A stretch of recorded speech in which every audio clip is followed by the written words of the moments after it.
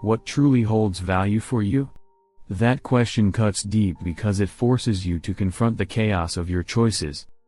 Most people move through life like sleepwalkers, chasing shallow victories while ignoring what actually matters. They distract themselves until years vanish, and then regret what they wasted. Time is the one currency you can't earn back, and until you define what is essential, you'll be pulled in 1,000 meaningless directions. Answers don't always change lives, the right questions do. Questions act like a mirror, stripping away illusions and forcing you to face yourself without excuses.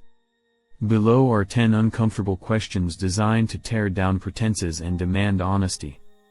If you confront them, your life shifts from passive drifting to deliberate action. If you avoid them, expect nothing but more of the same. The choice is yours. 1. Who are you surrounding yourself with? Your circle is a forecast of your future. Your environment is shaping you whether you admit it or not. Spend enough time around complainers, doubters, or slackers, and their mindset becomes yours.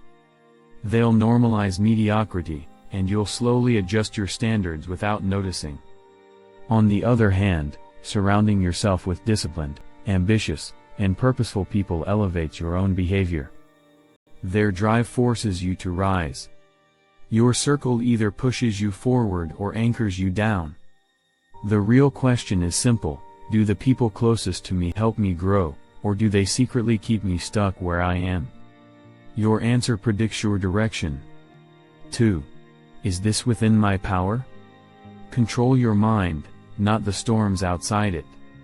So much energy gets wasted worrying about what's beyond reach: other people's choices, random outcomes, the judgment of strangers. That's not your territory. What belongs to you is your perspective, your actions, and your discipline. That's it. Everything else is chaos beyond your grip. The trick is to catch yourself in the moment. Am I wasting strength on what I can't shape, or am I focusing on what's mine? Once you strip away the uncontrollables, you stop feeling powerless. Ownership of your mind is the only real control you ever had, and it's more than enough. 3. What does a good day look like for you? Your days are your life in miniature. Life doesn't happen someday in the future, it happens in the hours you live right now. Yet most people grind through days without clarity, mistaking busyness for progress. They fill their calendars but starve their souls. A good day isn't about luxury, it's about alignment. Did you grow? Did you move closer to who you want to become? Did you nurture what matters? If you don't define your version of a good day, the world will define it for you. And when that happens, don't be surprised if your life feels empty despite being full of activity. 4. Do you want to look important or do something important? You can achieve anything if you stop caring who gets the credit. Chasing recognition is seductive but hollow. You can look successful, flashy titles, applause, attention, and still build nothing real. Impact doesn't require a spotlight, it requires substance. The ego craves acknowledgement, but purpose doesn't. Ask yourself honestly, am I more concerned with appearing significant, or actually creating something that matters? One choice feeds pride, the other builds legacy.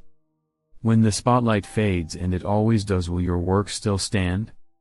If the answer is no, then all you've done is perform for applause, and applause dies quickly. 5. Am I only fighting for myself or for something beyond me? If you play only for yourself, even winning feels like losing. Living solely for your own gain eventually feels empty. Comfort and achievement are nice, but if they're all you fight for, the victory won't satisfy. The greatest drive comes when your struggle connects to something larger: family, principles, or a cause that outlasts you. That's where real purpose lies. Ask yourself, is my fight just about me, or does it contribute to something enduring? Success that dies with you isn't success, it's vanity. Purpose isn't found in selfish battles, it's discovered in giving your strength to something that matters beyond you. 6. What am I missing by choosing fear? Fear robs you twice: first of peace, then of possibility. Fear convinces you it's protection, but really, it's theft. It steals opportunities before you ever try, relationships before they deepen, and growth before it begins. Every time you let fear choose for you, you're shrinking your life. Ask, what am I blind to because I'm busy being afraid? Which doors are closing because I won't walk through them? Courage doesn't mean fear vanishes, it means you refuse to let fear run the show. The cost of fear isn't safety, it's regret. And regret is a far heavier burden than risk ever was. 7. Am I actually doing my part?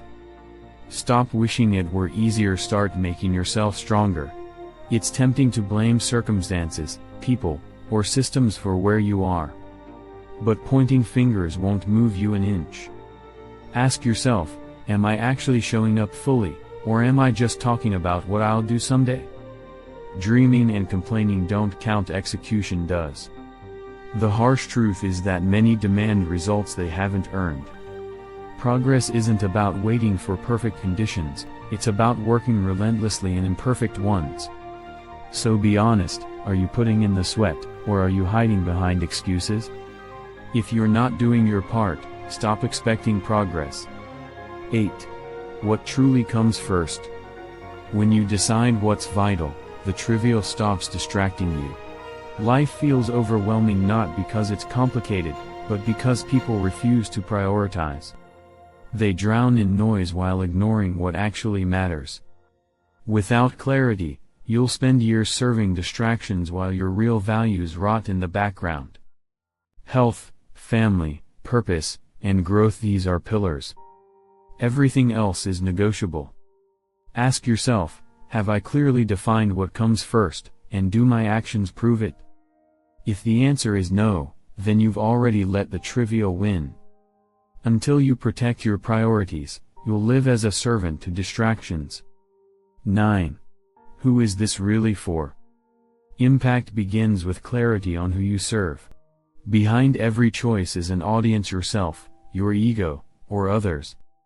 If your work exists only to serve yourself, it dies with you. If it exists only to feed your ego, it fades as soon as attention shifts. But if your work serves others, family, community, or humanity, it gains weight and meaning. Ask, who actually benefits from what I do? The answer reveals whether your work is fragile or lasting. The shift from self-centered effort to service-centered effort is the moment ego fades, and true impact begins. 10. Does any of this even matter? Seen from eternity, almost nothing does. The things that consume most of our energy, petty fights, status games, shallow victories, fade almost instantly when tragedy strikes. Perspective strips away illusions fast. Relationships, principles, peace, and purpose are what remain when everything else crumbles. Why wait until loss forces clarity? Ask now, does this truly matter, or is it just noise? If it won't matter in a year, 5 years, or at the end of life, why surrender today to it? Focus only on what carries weight, and release the rest. The trivial deserves none of your limited energy. Final note: life isn't short, it's just wasted carelessly. These questions aren't for comfort, they're a confrontation. The real tragedy isn't death, it's reaching the end only to realize you never truly lived. Every day you ignore these questions, you're gambling away your only chance at life. Stop drifting. Stop lying to yourself. Ask honestly, answer without excuses, and act accordingly. Because the truth is simple, your life is a reflection of the questions you dare to face and the discipline you follow afterward. So ask again, am I becoming who I want to be, or just pretending?